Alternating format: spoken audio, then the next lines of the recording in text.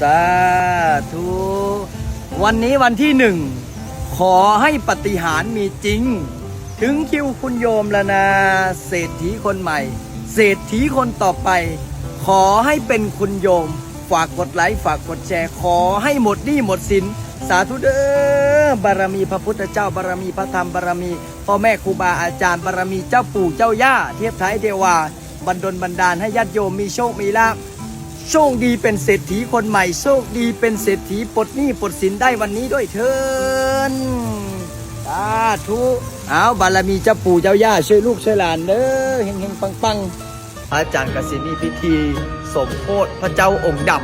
ำสมโภชพระเจ้าองค์ดำตลอดคืนพระอาจารย์ก็จะได้มีจุดเทียนใสจุดเทียนเสริมบุญเสริมบารมีเนาะอาจารย์ก็จะได้เขียนชื่อเขียนนามสกุลวันเดือนปีเกิดของออกตนญาติโยมที่ได้ร่วมบุญร่วมกุศลผู้199,000 กีบเพื่อที่จะได้เขียนชื่อเขียนนามสกุลสวดตลอดคืนเนาะเพราะฉะนั้นพระอาจารย์บอกอยากให้ตกกระบวนบุญผู้ใดดวงตกดวงซวยหาเงินติดขัดชักหน้าบนถึงหลังอันนี้ตามความเชื่อโบราณเนาะแต่บางคนอาจารย์เทียนเล่มใหญ่ๆนี่บอกเขาน้อยนี่ดวงตกดวงซวยหาเงินติดขัดชักหน้าบนถึงหลังมันมาหลายปีแล้วเก็บเงินบนอยู่กระเป๋ามีเล่มใหญ่ๆนี่เทียนใส